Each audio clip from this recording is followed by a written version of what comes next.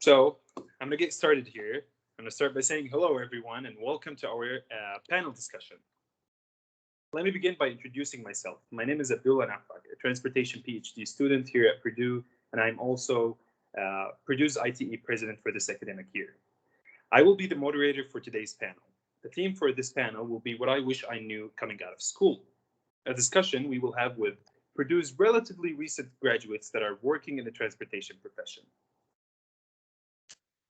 Today's panel will follow the following format. We will begin by introducing our panelists, and we'll follow by asking the panelists prepared questions. These questions will be asked by Purdue's ITE Student Chapter Executive Board members. We will then open the floor for audience to ask questions, and finally, we will have the final remarks in the last 5 minutes or so. Before I move forward, I would like to note that this event is being recorded. When having questions, we ask our audience to follow these steps. Keep yourself muted at all times. When having a question, we ask you to raise your hand using Teams raise hand feature seen in the screenshot at the bottom. When the moderator calls out your name, unmute yourself and ask your question. While doing so, it would be good for you to introduce yourself and have your camera turned on. Once done, please remove the raised hand and mute yourself again. And with that, I am pleased to start introducing our panelists to everyone, beginning with Tanner McKinney, who is a licensed professional engineer, graduated from Purdue's School of Civil Engineering in May of 2013. Prior to graduating, Tanner had 2 summers of internship experience, both at the Butler, Fairman, and Super. First summer was in Muncie, Indiana, working as an inspector for roadway reconstruction project on Ball State's campus. And the second summer was in Lafayette, Indiana, working mainly on a surveying crew. After graduation in 2013, Tanner took a full-time position as a transportation engineer at American Structurepoint in Indianapolis, Indiana.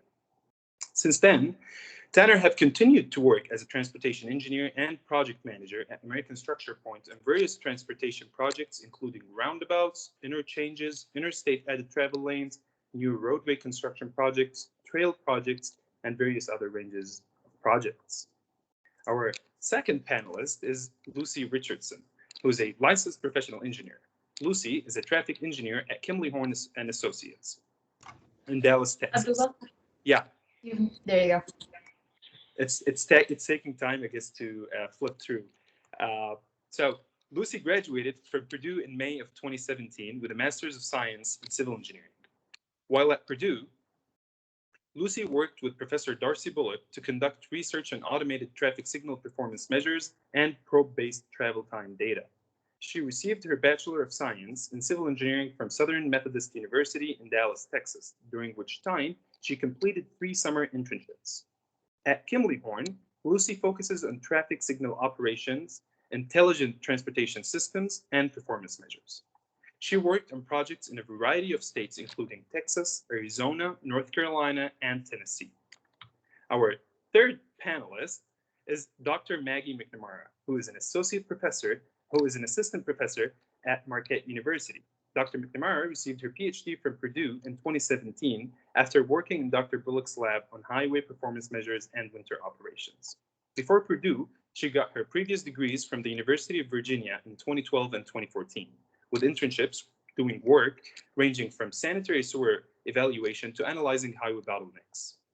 After graduation, she spent 2 years at the University of Alabama as a postdoctoral researcher with the brand new Alabama Transportation Institute. At Marquette, Dr. McNamara teaches classes in transportation systems and operations and is working to build her research program as well as advising the ITE student chapter there. With that, I would like to hand it over to our panelists to talk a little bit more about themselves.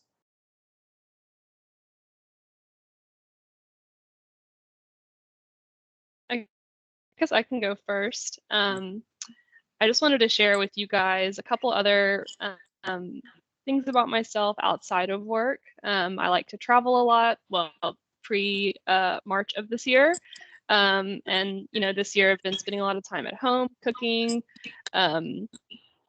and learning new recipes, which has been fun.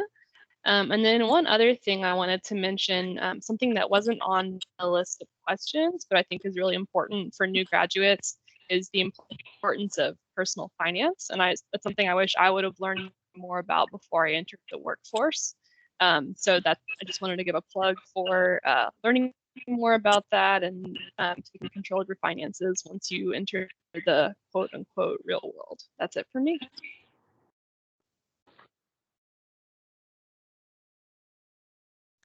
Yeah, a lot like Lucy. I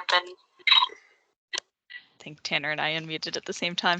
I've been doing a lot of cooking since the pandemic started, just trying to stay sane at home. I have a lot of other hobbies outside of academics, and I think that's really important to keep you going.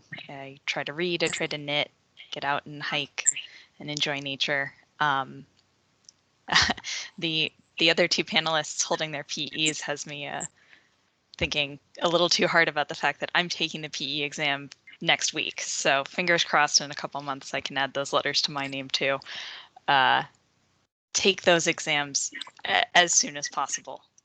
Definitely do that. And I wish that I had learned sooner to ask people for help, because people generally want to help you, and nobody expects you to know everything just because you've got a fancy degree.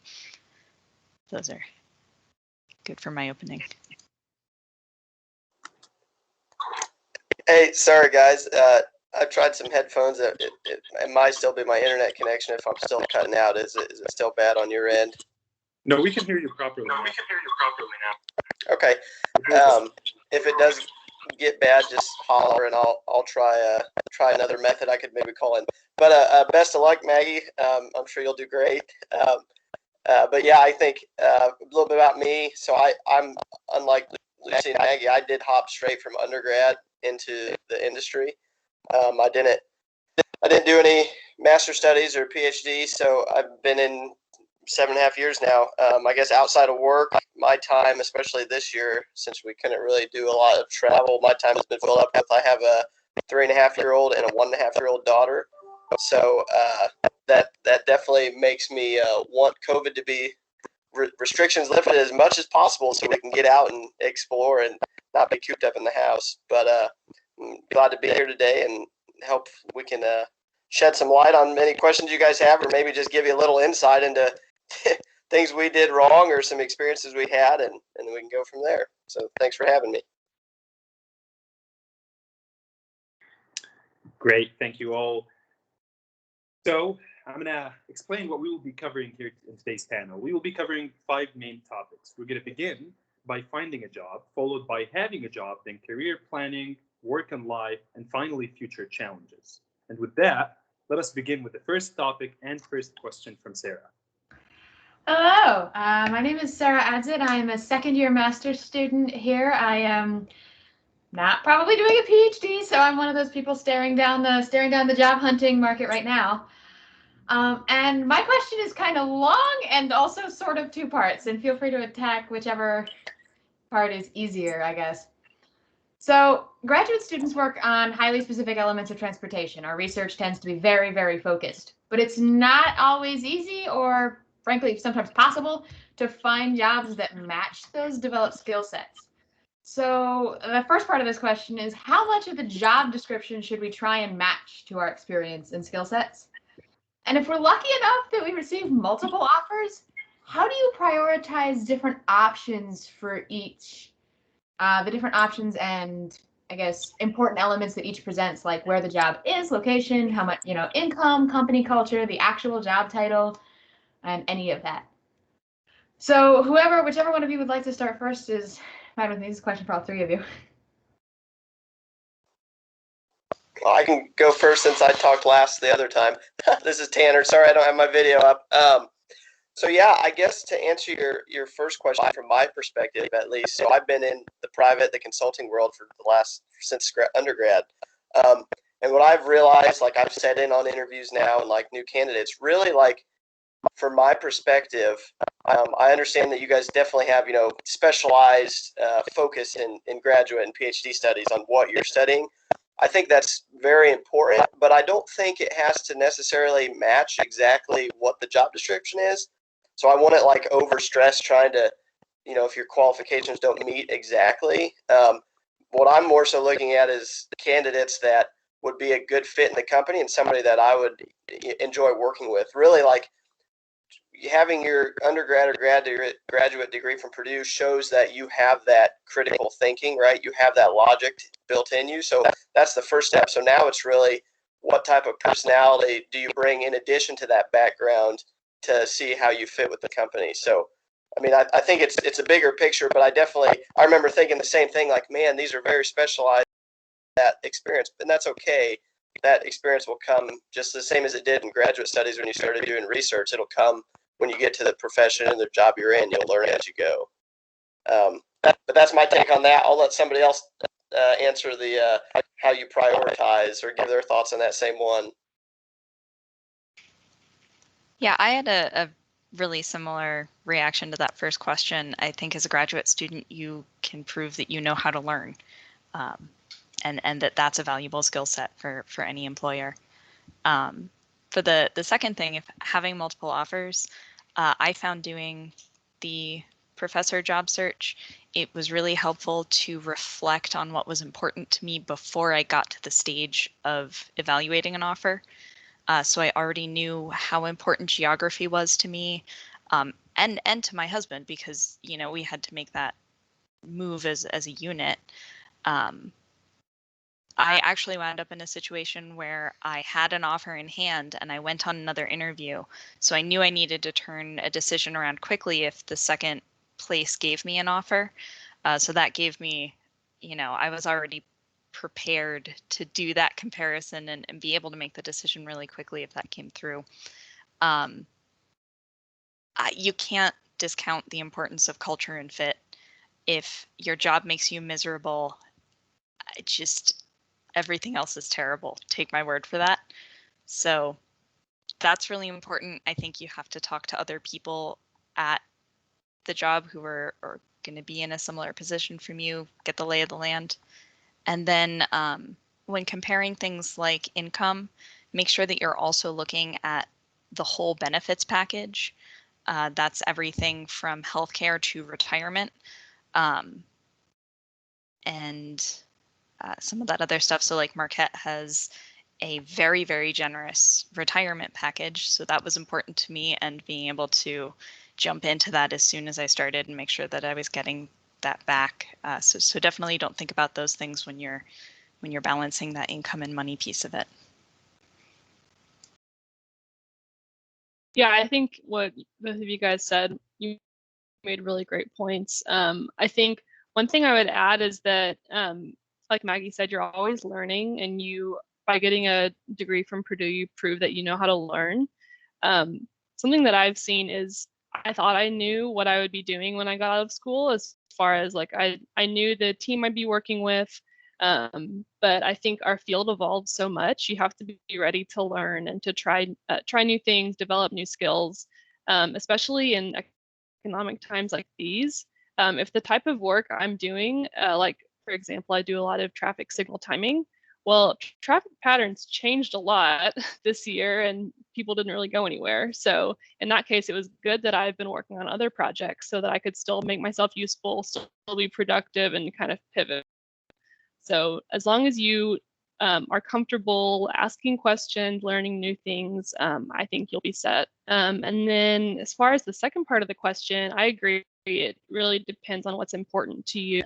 You know, we could tell you what we would do, but can't make the decision for you. But I think the potential for growth is also really important, because if you that's something you can kind of see when you're interviewing. You can ask people, you know, what they've done in their time at the company, how they've grown, and that kind of gives you a picture of where you could, because that's something that has been really important to me, is the potential to grow, try new things, and then that comes with other opportunities like getting a raise or being asked to relocate, maybe move somewhere that you really want to live. So I think that's another piece of the puzzle to consider. And I'm always a fan of a good pro-con list. I found the pro-con list from when I was making my decision for grad school, comparing Purdue to a couple other schools, and I was like, wow, like what my gut was telling me, like it turned out to be right after, you know, being there a couple years and having a few more years of hindsight. So I think the gut feeling is important.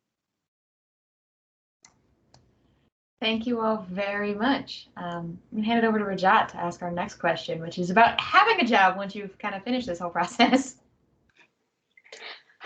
Hi, everyone. It's great to have you all here. I'm a second-year PhD student. I have some time to decide to let it sink in what to do with life. But for the time being, I'm just enjoying graduate school. So my question is, what do you consider to be the crowning achievement of your career so far?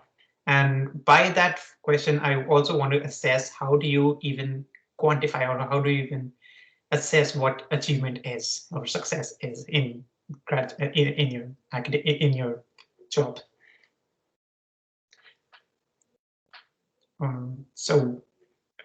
Yeah, anyone of you could start. Yeah, I can go. I don't know if this is a cop-out answer, but honestly, landing the job that I have right now. Any of you who are PhD students who are considering going down the academic track should probably know how rare a tenure track assignment can be and how difficult that process is.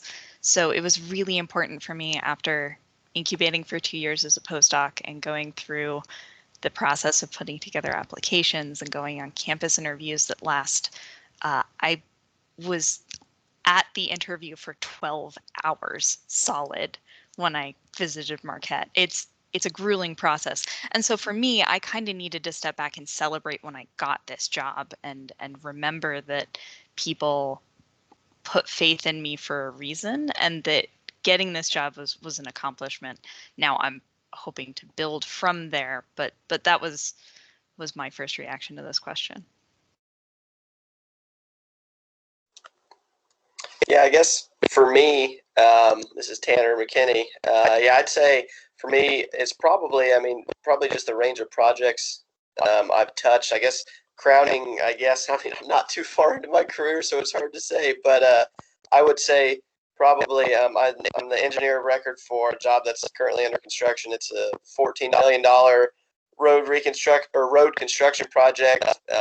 Basically, it was facilitated by a multi-million square foot several warehouses and development. So it's really creating a lot of economic growth in a community. So I think, being able to help communities to thrive and to grow, I think is really something that I found really rewarding that I wouldn't have thought.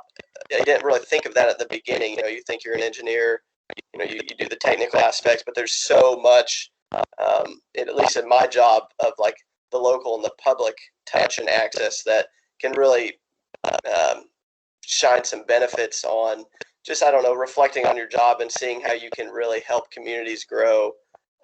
So yeah, that was a 2.5 mile road reconstruction with 3 multi-lane roundabouts and some different unique traffic calming measures. So I guess that would be it for me so far. For me, I know I'm only like 3 years into my official career, but I've been really proud of the relationships that I've built with clients here in DFW and also in East Texas. I have some really supportive project managers that have helped me become kind of deputy PM on some projects. And so that's helped me really get to know clients. And it's been a great way for me to learn how to solve their problems, but also still have the sounding board of the other project managers. So I've been really excited to see that grow. And a lot of that has happened this year. I got my license this May, and so I'm about to seal my first document, which is exciting. It's not like huge, which is good. I need a baby step. But I think that's been the, crowning achievement so far, is just continuing to grow and to see those relationships build and the time that I've put in pay off. Thank you. Yeah, we can move on with the next section, career planning, with Rahul. Hello all, it's good to have you all. I'm Rahul Sakre. I'm also first year PhD student at Purdue, and I have a question for panel today on career planning. It's also a two-part. How did you decide to pursue graduate studies, and how did you choose between academia and industry? And I think we can start with Maggie to get the perspective on academia, and then over to Lucy and Tanner to get the perspective of industry. Sure. So I pursued a master's degree because my dad is also a civil engineer, and he told me that you basically need a master's to actually start to learn anything. So that was that initial decision. And I was originally planning on getting a master's degree and leaving for industry and being a consultant. But I really liked research, and more than research, I really fell in love with teaching.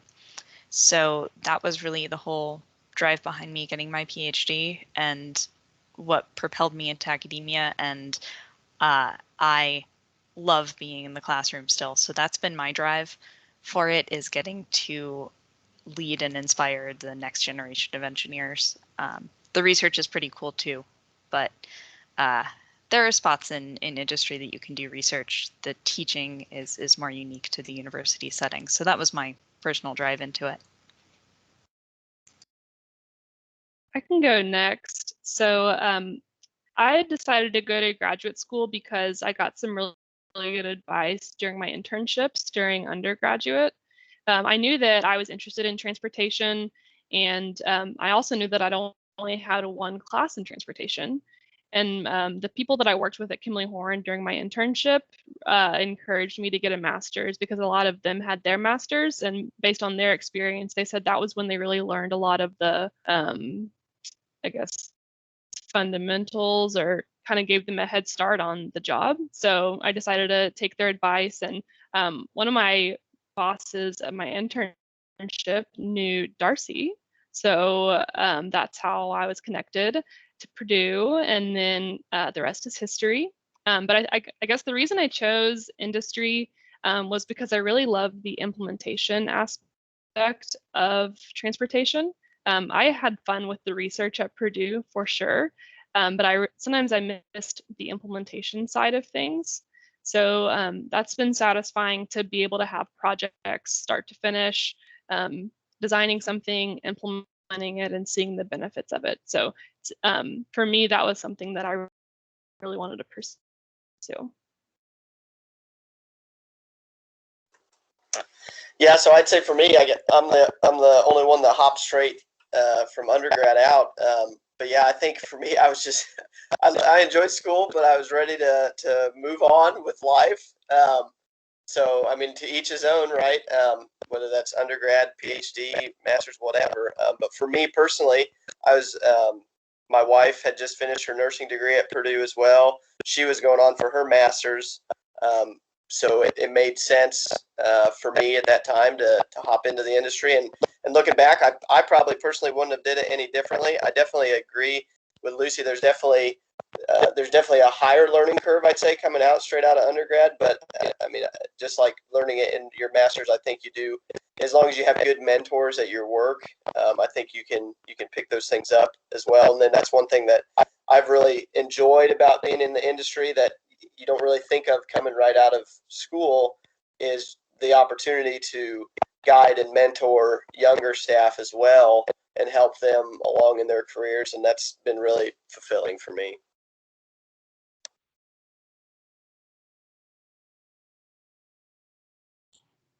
Thank you so much. Over to Ariana for the next question. Hello, everyone. I'm Ariana, second year master's student, still trying to figure out if I'm going to do a PhD or not. So, but yeah, I have a work and life question for you all. What personal or professional habits do you guys have that help you to be productive and stay happy? And then with those things, how do you maintain a work-life balance? I can go first on this one. I'm a huge fan of to-do lists and using my calendar for productivity. So sometimes if I know I need to get something done, I'll block out my calendar so that people won't schedule a meeting during that time. So that's helpful to just kind of keep control over my time when things seem to get out of hand. And then I think for me, work-life balance, it's more, it's not a static thing. It's always changing. So there are some times when work has to win. If we have a big deadline coming up, But there are other times when my personal life has to win. I'm planning a wedding. I've been engaged for a year, and so that's definitely led to some times when I need to step away from work for a few hours during the day for a meeting. So it's all about balancing that, and I think a key is communication. So letting my fiance know, hey, I'm gonna have to work late this week because we have a big deadline, or letting my boss know, like, hey, I need to take some time off on this date for a wedding related thing. And so I think communication is key to that, and just trying to be patient with yourself and not expect perfection, because that's not possible.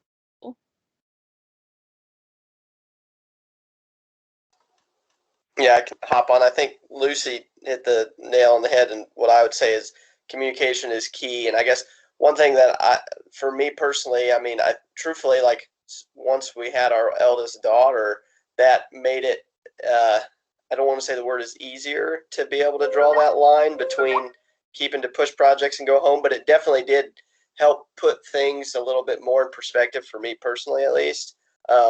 And it's a fine line to balance, because you're dedicated, you're committed, you want to push out good projects and get and advance your career, but at the same time there are other priorities that everyone has in their life. So I think it's all personal choice, really. I mean, I think you can succeed many different ways, and I guess a lot of younger engineers, especially in the consulting world, struggle with that, because it is easy, probably same as you guys in graduate studies, it's easy to get overwhelmed with the amount of stuff, and like, it's never ending, right? You could just keep working and you'd never catch up.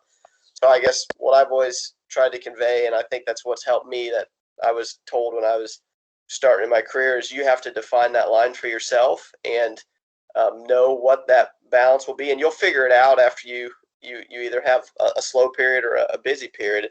But I think one thing that I've always liked to tell staff is, if you are a quality employee, you're efficient, you're good at what you do, which, I mean, I'm sure all of you are, the employer wants to retain you, right?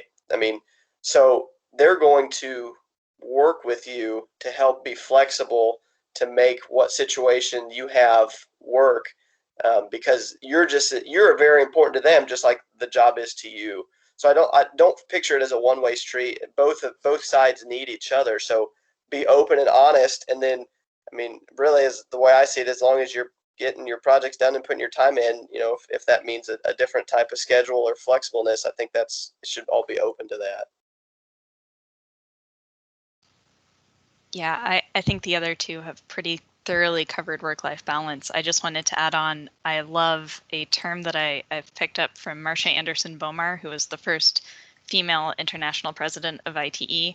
She uses the term work-life harmony, because to call it balance kind of sets this impossible goal, because like Lucy was saying, they're never going to be 100% in balance, and you just want them to be in harmony with each other in wherever you draw that line that you can live with. My personal things for managing that, I don't have my work email on my cell phone, and I tell my students that I close out of my work email after 5, and you're not going to get a response until the next work day. And I tell them that I do it to preserve that divide. Sometimes they get lucky and I'm working late one day and they get a late answer, but I let them know that. And then the other thing that I want to bring up, particularly because of the strange times we're all living in, is I think the single most important thing that I've done for my work-life harmony this year has been going to therapy and getting my mental health under control. And I really want to toss out, it is incredibly helpful. You don't have to have a problem to just go and talk to somebody and bounce some things and work through how to better handle your stress, how to better manage your time. And if you have been putting off that kind of thing, don't anymore. Just go do it. Get your house in order, and everything will be much, much happier going forward. And if you're scared about any of that stuff, reach out to me. My email's available on the Marquette websites, and I'm sure these guys can help you find me, because I don't want people to suffer the way that I did for putting it off so long. Thank you all. Those were very good points.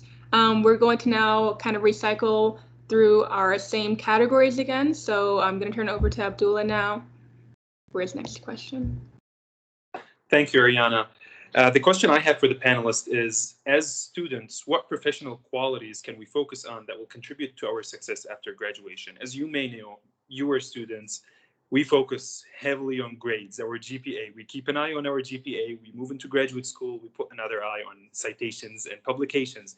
But what other than those three can we focus on that will contribute to our success?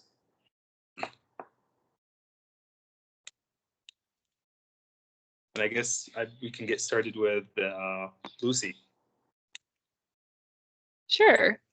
I think this is probably cliche and we've already covered it, but communication is really important.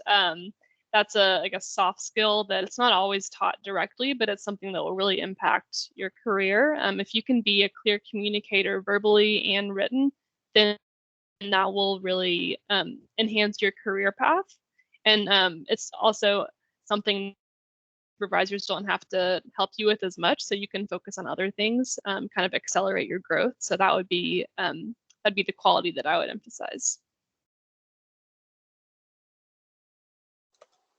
Yeah, I would definitely second that. I mean, soft skills are definitely things that aren't typical characteristics of what people think of engineers having, right? They think engineers, somebody that's antisocial, sets, cranks numbers, which is true, but man, there's that is so critical just in communicating exactly what we talked about, like work-life balance. If you have needs outside of work, all these things, I think those personal skills, which they're definitely hard skills to acquire, but they take practice. I think that is a huge quality. I mean, the biggest thing is that, and then just critical thinking skills, which I think you wouldn't believe how many times some of the logical concept steps are just missed by some people. So I think those just critical thinking skills linked with those soft skills and being able to interact with others is humongous, whether you're in probably academia or industry. Yeah, communication is exactly what I jotted down as a note. And I guess kind of expand, that's both communication within your team and being, a good colleague. It's also being able to communicate the work you're doing to both your bosses and your clients, particularly when those people aren't technically oriented. For those of us in research, it's being able to give good presentations at conferences. It's being able to teach a concept to students and break it down in a way that they can work with. We keep harping on it because it's so important. And I also, a lot of people are trying to rebrand this idea of soft skills into essential skills, because we're really past the point that engineers can get away with, but I know all the technical stuff and everybody knows engineers are bad at humans. Just, it doesn't work that way anymore. Do what you can to, and it's practice these skills. I, in high school, used to get points off because nobody could hear me at the back of the classroom, and now I give lectures for a living. So they're all learnable skills. You just have to put the time into practicing them and put yourself out there to learn them. Thank you all. With that, I'll hand it over to Sarah for one more question about having a job. Yeah, so this is one of those questions that I kind of prompted based on one of my friends who had an experience sort of like this, but have you ever had to deal with irritating or really demanding bosses or coworkers, both team members? And how do you manage dealing with these people and also still enjoying life at work? So you guys might not know this, but Abdullah and I actually used to work together. So you're talking about irritating individuals. No, I'm joking. I'm completely joking. Abdullah's a great guy. Yeah, I mean, I think that's definitely, you're going to probably find people that are difficult to get along with wherever you go. I would say I've been very fortunate as a whole, where I'm at, the company I've been at. I've truly enjoyed working with a majority of the people in my time there. Now, there's definitely been a handful of people that I didn't very much enjoy working with. I think really it's just knowing that everyone has their own quirks. Everyone likes to see things a little differently. So trying to not take it personal when they are in one of their, moods or have specific ways they want certain items. Knowing that, hey, this is just the way their mind functions. I think trying to disconnect that, and it's not something against you, was big for me. And then really just pushing through it, and then waiting for the other side. I don't know. I think it's, you always got to try and find the, the qualities in people that, even if there may be some traits they have that are frustrating, you can try and find the qualities or traits that you appreciate.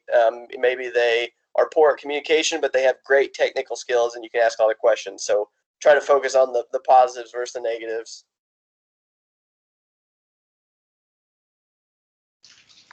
I think it's important when dealing with some of those interpersonal issues to remember what you can control, and that's how you respond to this person and the work you do. Like Tanner was saying, if they're particular and like it a certain way, you just maybe go with that to make everything a little easier.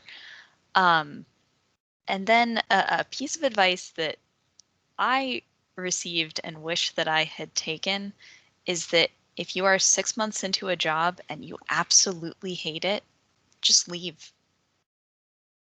There's a certain point at which it can't be salvaged. And there's a particular phrase I like, that people don't leave bad jobs, they leave bad managers. So in particular, the issue with the boss, maybe evaluate that relationship, and if it is not working for you, if you are not getting the growth potential out of the job that you want, if you are coming home every day and want to break down and scream, it's not worth it. Find something else.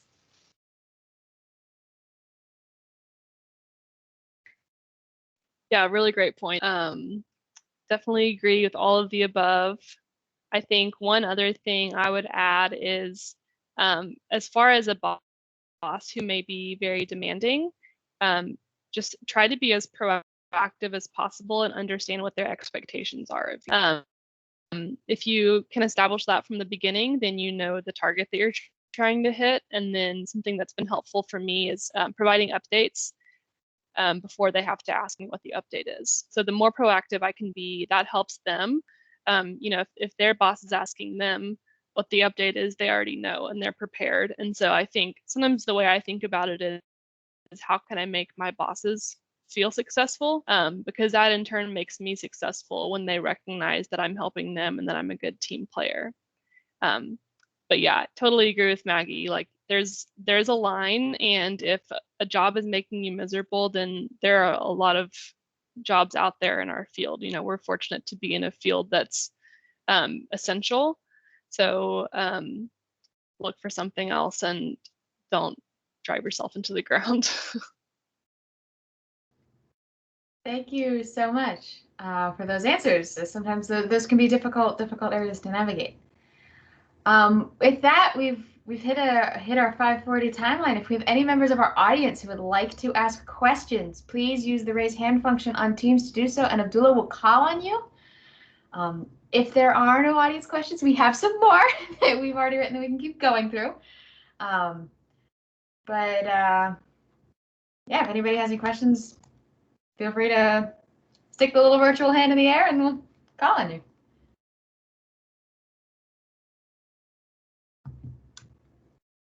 Yes, and for those looking for the raise hand feature, this is on the upper right corner.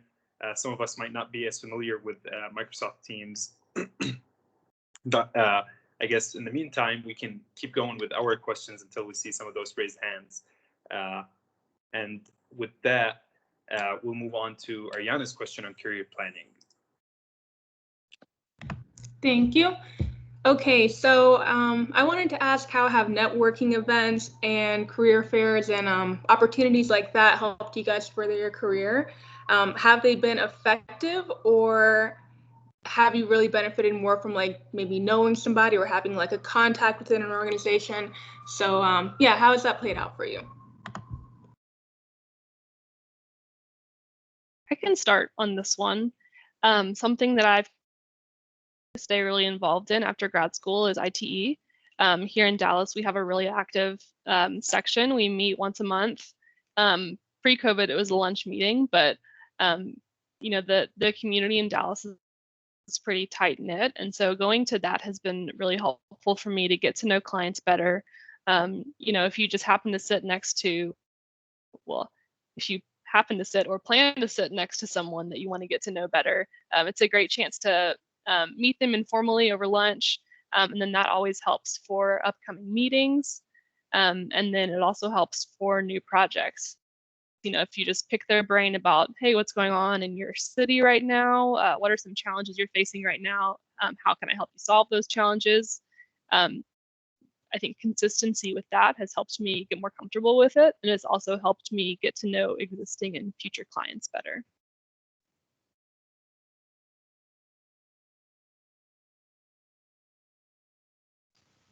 Yeah, I'll echo the point on staying active in ITE. It's been really great for me, and particularly as I've had to move states several times, it's been a really easy way to kind of come home to that group and meet the new people in each area.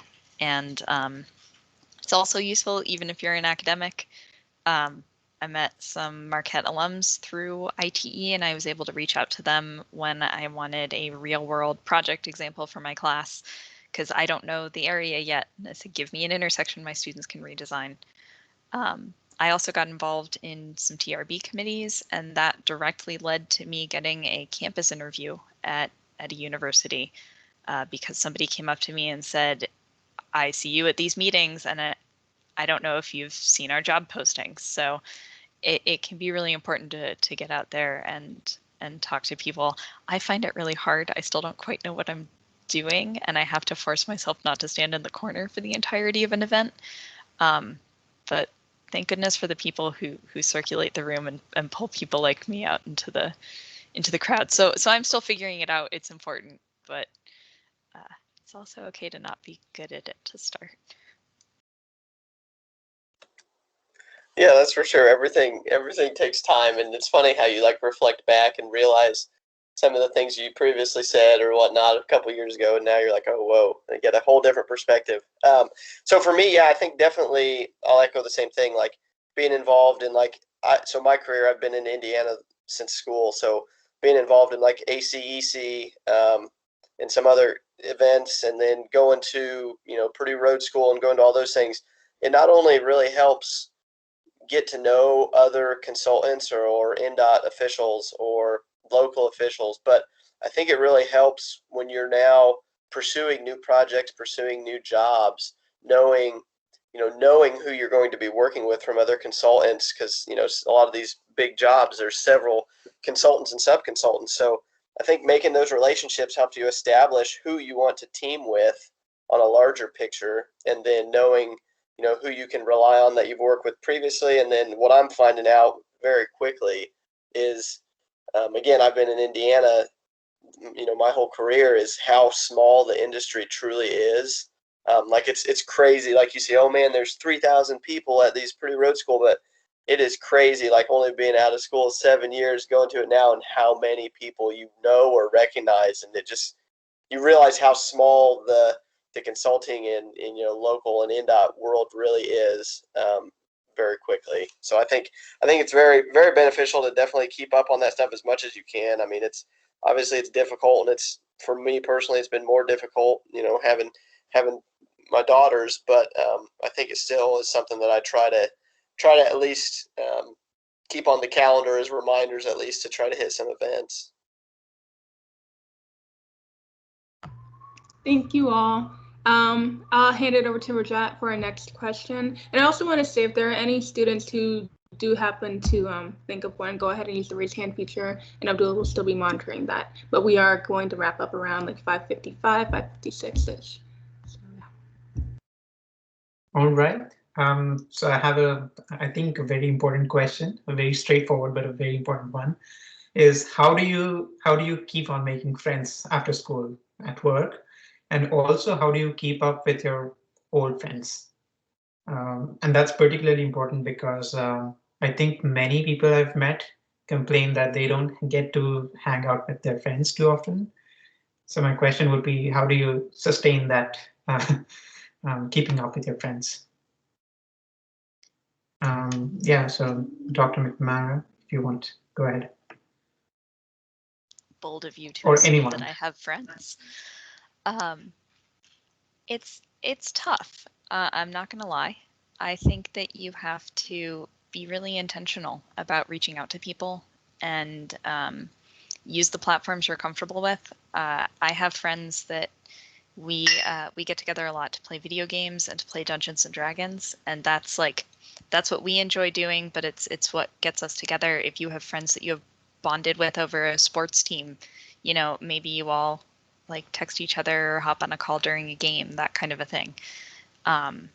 I think people have gotten really creative since the pandemic started with online communication, and the availability of these platforms has really exploded. So use that.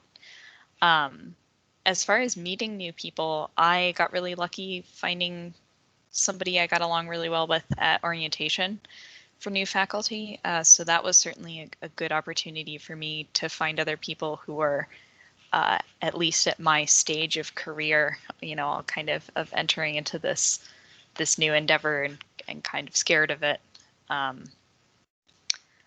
Outside of that, I was really just starting to get out and explore Milwaukee and try new things, and then 2020 happened. So it's a big challenge, but I think you have to try a few things and find what works for you.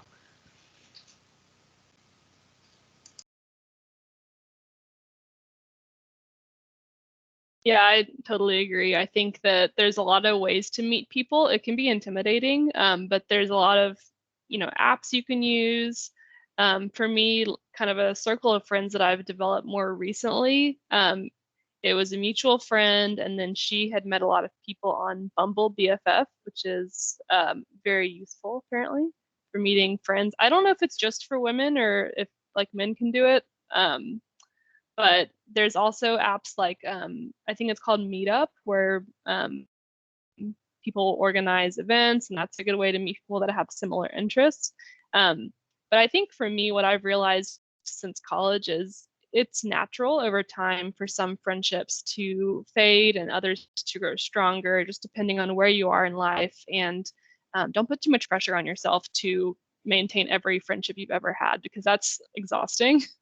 But I think it's normal to grow apart. It's okay. But if there are people that you feel like you're drifting apart from, you can always reach out to try to reconnect. But especially, I mean, I'm sure Tanner can speak to this, having kids, but I would imagine that once I have kids, my friends may become my kids' friends' parents. So I think just being flexible and knowing that it just evolves throughout life. Yeah, definitely. Yeah, perspectives definitely change, and I think really for me, it's especially like time just gets so busy, and I can't imagine like as the girls get older, and that's going to be crazy, and having teenage girls, that's going to be a new experience for me. But I think really for me, it's maintaining that. Like, there's really two really close friends I had from undergrad that I'm still really close with, that we might not talk, but every, couple months, but we still keep in touch regularly. Beyond that, I really haven't had, the other friends that, maybe I still see once a year. It's still okay to maintain those. But for me, it's like fostering those like really close relationships. And then truthfully, from my work is where I've met my new friend groups, really. Like, there's two of my old project managers at work, a few years older than me. They both are at a similar stage in life. They have some young kids. So like that was our connection point, not just work, but then also, where we're at in life. So I think a lot of that's just like organic, where, a company you're at, there's potentially other employees that are similar stage in life that maybe those become some of your close friends through work. And if not, then like the other ladies were saying, there's some apps or there's some other stuff, or even events. Really, I think just events to find people that have similar interests, like ACC events, ITE events. I mean, today, all this kind of stuff. I think that helps build those relationships and networks. Yeah, that was quite helpful. So I think we can have a last question from Rahul. Rahul, if you want to go ahead.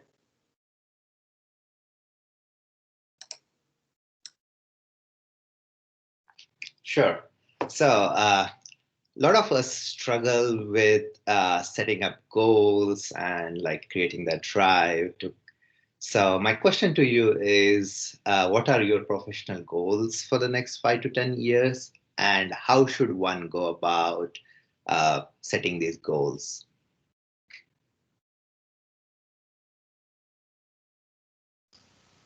So mine's pretty straightforward. I want to get tenure. So my professional goals are meet the requirements in the tenure packet, which is kind of nice because the university has enumerated for me what's important for my job and what I need to do to succeed. And then I've also been trying to think about, what do I want, I guess, to define my career, like what I think is really important. And one of the things I've been thinking as I've watched people at conferences is I want to set myself up to get an award for my teaching. And that's something that feels very weird to say and very self-centered, but it's some advice that I got that actually, like, pick one of these things. When you see somebody go up to a stage to get an award, like, say, I can do that and I want to do that, and ask your mentors, how do I set myself up to do that? And so I've decided what I care about is the experience my students have, and I want to do the things that are required to get that recognition, even if that recognition doesn't actually come, right? That's how I want to build my career.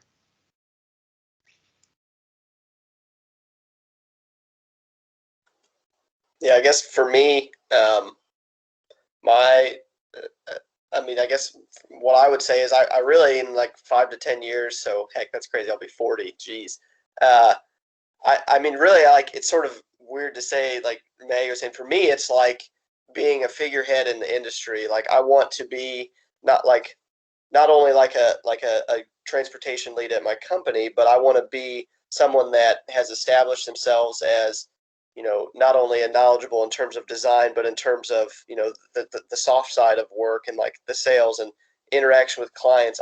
I want to be that figure that, stands out, that when I go to conferences, people know, who I am because of the work and the projects and accomplishments I've came about. So I know that's sort of like a generic answer, but that's really how I see it, is just really continuing to pursue that, which means setting intermediate goals. Maybe my next goal would be to be a team leader of 10 to 12 engineers in our company, and then be a group leader, and then maybe sales. There's a bunch of different progressions I could take in my career, but I really am trying to set that as the high arching one, and I guess see where I get as I keep going down my career. Yeah, for me, for a while, the big goal was to get my license. So that was like the big thing I was working towards. And so now that I've gotten that, I kind of have to stop and think, what's next. So for me, the big goal over the next 5 to 10 years is to build my own practice within Kimley-Horn. So to gain clients for myself, and to also potentially bring on 1 or 2 younger staff members to work underneath me. So that's the next big step for me. And I think steps to get there are just looking at things year by year, identifying needs in the market, identifying people that I know that may have opportunities. And it's definitely a challenge beyond what I've been doing, as far as like doing more of the technical side, producing plans, producing documents.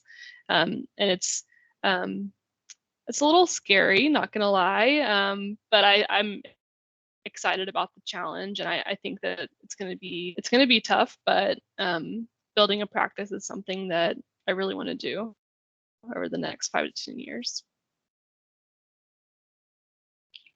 Thank you for sharing your goals with us, and that's definitely something that like creates the drive towards doing great things. At this point, I do not see any hands raised, so I'm going to go over to Abdullah. Thank you, Rahul. With the few minutes left we have, I'm going to ask the big question here. Where do you think transportation is going? What's the future of our field? Thoughts with the few minutes we have left.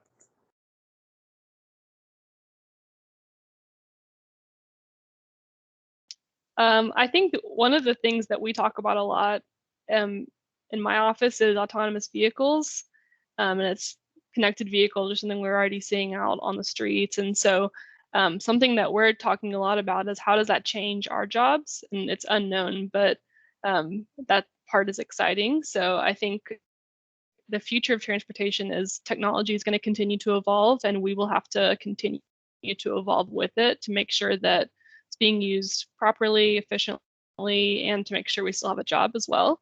But beyond that, I think there's a lot of unknowns. Yeah, I guess I'd just echo. I think I have no idea where transportation industry is going to go because, like, the technology, everything changes. I mean, with you guys, researches, new projects, all that that data, like it's crazy the like advances I think we're going to see. But I think really it's just like, don't be static. Don't think that I did this once before on this project, let's do it again, right? Like every job, everything you do is unique. That's what's cool about our profession is it's not a one-off. Every single thing you look at has unique traits. So I think always being willing to continue to advance your knowledge, I think is going to be critical for all of us in the, throughout the next 40 years or whatever our career. Yeah, I think on the top of those things, the exciting things I'm seeing are breaking down of traditional barriers and really looking at how transportation interacts with so many other pieces, things like equity, things like health and placemaking and a sense of community and how transportation impacts all of that. And I think we're going to some really cool places with it, and it's wherever it goes, I think it's going to be a really cool field to be in. And I think there's always going to be a role for transportation engineers. I got a minor in computer science, and those guys do not have it all figured out. They still need us. Promise you.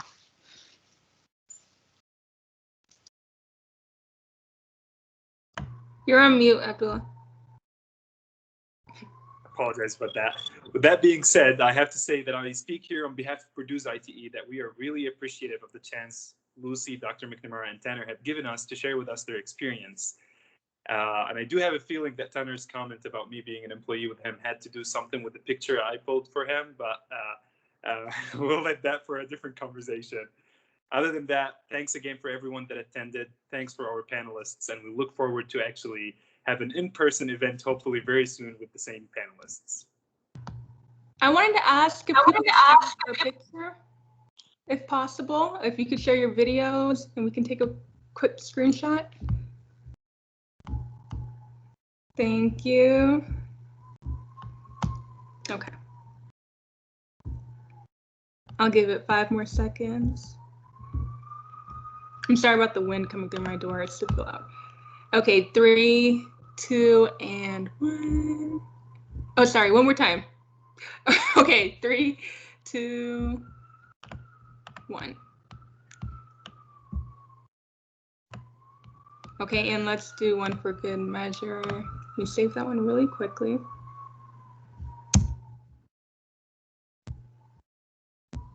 Okay, and one more. 3, 2, 1. Alrighty, thank you, everyone.